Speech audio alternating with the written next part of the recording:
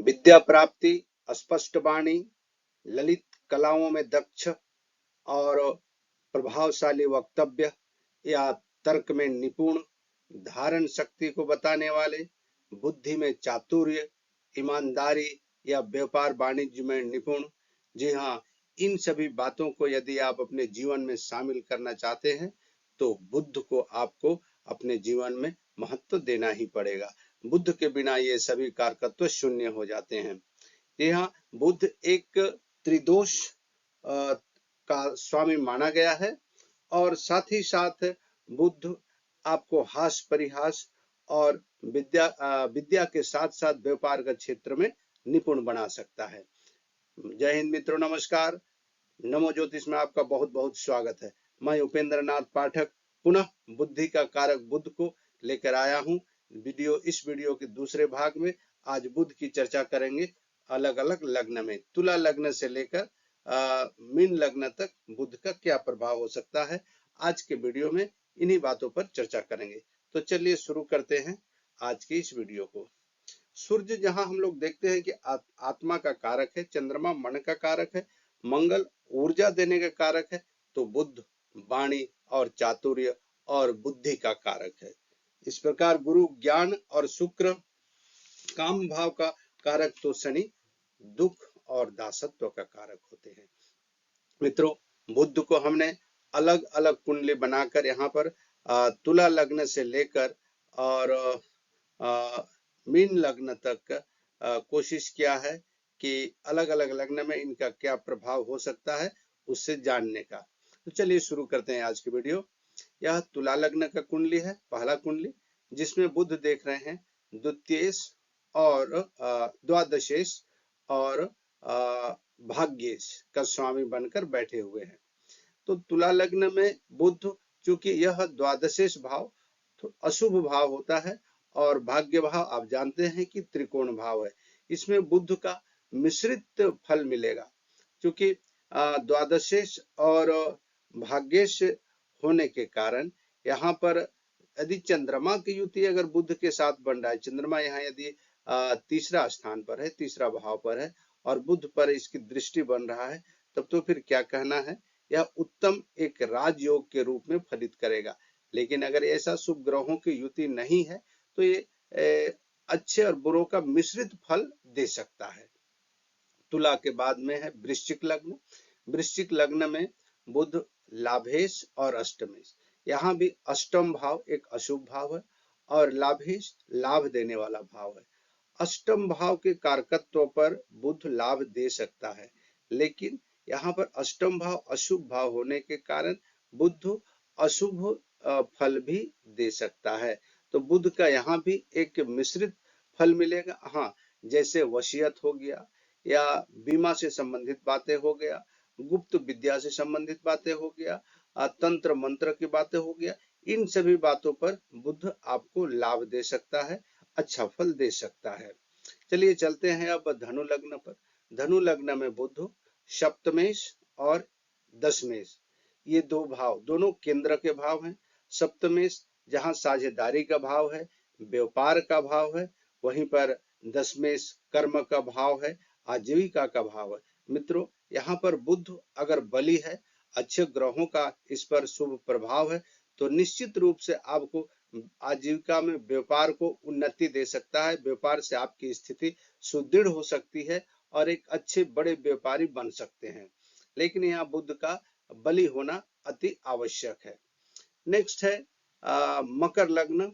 मकर लग्न में बुध षष्ठेश और भाग्येश। मित्रों, षष्ठेश और भाग्येश ये दो भाव, षष्ठ भाव जहां पर रोग ऋण रिपु के साथ साथ आजीविका के लिए जॉब देने यानी नौकरी देने का भी यह भाव है। और यहाँ भाग्येश, क्योंकि बुध अगर बली हो तो निश्चित रूप से आपको आपके भाग्य में एक अच्छे नौकरी का समय जरूर लाएगा। तो मित्रों, भाग्य को मजबूत बनाने के लिए आपको यहाँ बुध को मजबूत करना बहुत जरूरी होगा। अगला है कुंभ लग्न। कुंभ लग्न में बुध देव